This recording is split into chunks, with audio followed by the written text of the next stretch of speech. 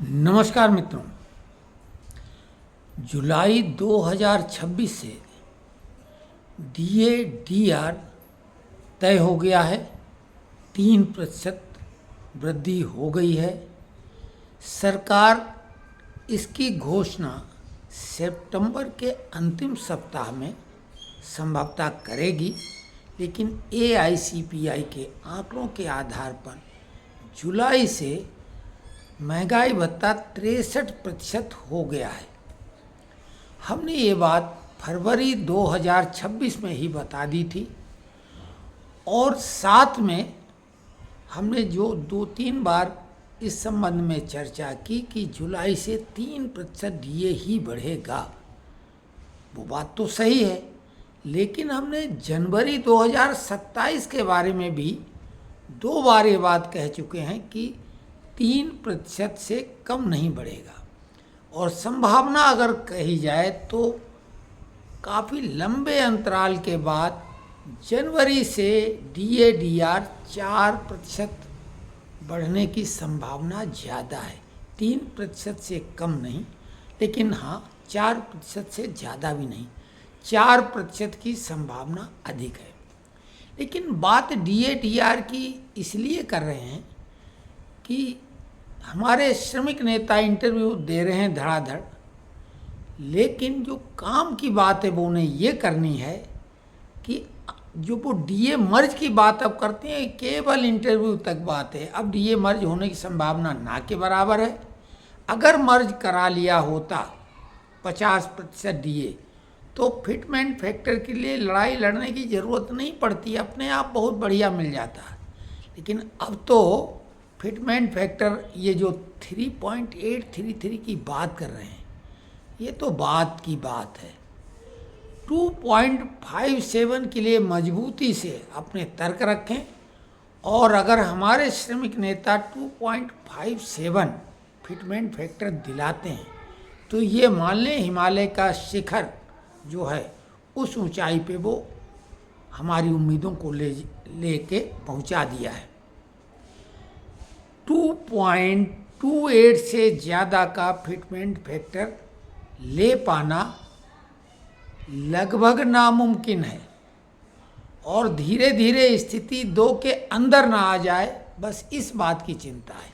लेकिन पेंशनरों की तरफ से सबसे महत्वपूर्ण मांग है उनकी कम्यूटेशन अवधि जो 15 साल है अभी भी, जबकि कुछ राज्यों में 13 और 12 साल है। दूसरी बड़ी मांग है 5% पेंशन वृद्धि प्रति 5 वर्ष पर। ये उनकी जायज़ मांगे हैं। कर्मचारियों का सबसे बड़ा मुद्दा भाई ओपीएस का है, फिटमेंट फैक्टर कॉमनली है। और जो हमारे पेंशनर्स मित्र सीजीएचएस की सुविधा जिनको नहीं मिल रही है, वो मात्र 1000 उनको जो मिल रहा है चिकित्सा सुविधा के लिए, इतना कम अमाउंट है, आप खुद सोचिए। तो हालांकि मांग तो 20,000 की है, लेकिन उम्मीद करते हैं कि उसे वो 5,000 करवा लेंगे। अब यहाँ पे डीए की चर्चा के साथ में एक बात कहना जरूरी है कि डीए मर्ज जो कि लगता है कि संभव नहीं है, अंतरिम राहत की बात करना बेहद बेहद आवश्यक है, क्योंकि पे कमीशन जुलाई 2027 के पहले तो लागू हो नहीं पाएगा। हालांकि उसकी डेट लागू होने की 1 जनवरी 2026 ही होगी, ये बात सही है, लेकिन उसकी वजह से कई सारे नुकसान अतिरिक्त हो जाएंगे। तो अभी से नेताओं को पहली ही बैठक में अंतरिम राहत की बात करना चाहिए। तो ये वीडियो हमने आपको सबसे पहले बताया कि जुलाई से 63% महंगाई भत्ता हो गया है कर्मचारियों के लिए। महंगाई राहत हमारे पेंशनर्स मित्रों के लिए, और इसका भुगतान अक्टूबर में होगा। सितंबर के अंतिम सप्ताह में इसकी घोषणा सरकार संभवतः करेगी, लेकिन बिना घोषणा किए हुए तो तथ्य सामने है। स्वास्थ्य हमारा बहुत ठीक नहीं है। कल तबीयत काफ़ी गड़बड़ हो गई थी, तो हमने कहा ये जानकारी आपको दें। कैसी लगी कमेंट्स बॉक्स में लिखें।